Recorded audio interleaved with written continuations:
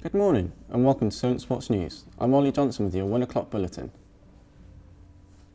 In breaking news, Southampton have announced the permanent signing of Theo Walcott. The 32-year-old has impressed at his boyhood club after being on loan from Everton. The Saints got him on a free transfer due to his contract being up at the end of the season. More breaking news is Roy Hodgson will be stepping down as manager of Crystal Palace at the end of the season after nearly 4 years in charge. Hodgson took charge of Palace in 2017 and has led his side to Premier League safety for 4 consecutive seasons, including a record Premier League points tally for the club in the 2018-19 season. His final Selhurst Park appearance will be on Wednesday night when they host Arsenal before heading to Anfield on Sunday for Roy's last ever game as a Palace boss. The NBA play-in tournament kicks off tonight, headlined by a Boston Celtics-Washington Wizards clash. Player of the Month Russell Westbrook will look to build on his historic stretch, averaging 26 points, 16 rebounds and 14 rebounds in May. The winner of the game will secure 7th place and face the Brooklyn Nets in the opening round of the playoffs next week. The Anthony Joshua-Tyson Fury boxing fight is now in doubt. An American court has ordered Fury to have a rematch with Deontay Wilder by September this year, after they were contracted to have a third fight. This ruling comes a week after the two Britons announced the August the 14th fight in Saudi Arabia. Tottenham fans finally heard the news they've been dreading as striker Harry Kane announced he wants to leave the club in the summer. Daniel Levy has set a £150 million price tag on the England international, who scored 165 goals in 243 Premier League games.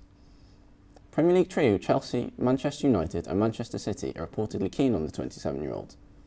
Former Spurs striker Paul Stewart believes Kane needs to leave this summer.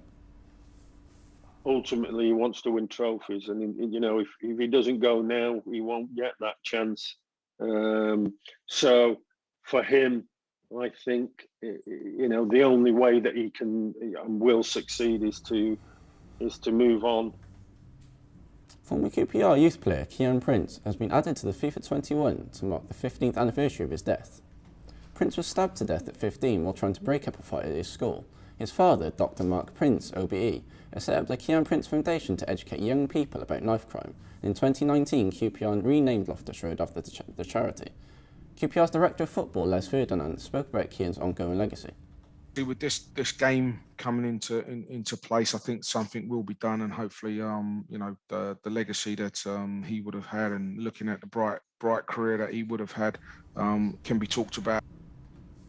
This year's Championship playoffs are finally underway. It's advantage to Bournemouth in their first leg against Brentford after Arnaud Danjuma's second-half strike. Elsewhere in Yorkshire, Swansea managed a narrow victory over a surprise package Barnsley thanks to Andre Ayew's superb curling effort. Barnsley did threaten though and should have scored at least one. The manager, Valérien Ismaël, shared his thoughts. We wanted to put the pressure on the opponent all the time to take the fence with us, and unfortunately we didn't get the reward with one goal. The playoffs for Leagues 1 and 2 get underway this evening with a spot at Wembley up for grabs. Oxford United host Blackpool at the Castleham Stadium in the first leg, with Forest Green Rovers travelling to Newport County. The Collins brothers, Counties Lewis and Rovers' Aram, will battle out for the first time for a spot in the final. That's all for now. See you at 3 with our next Solent Sports Update.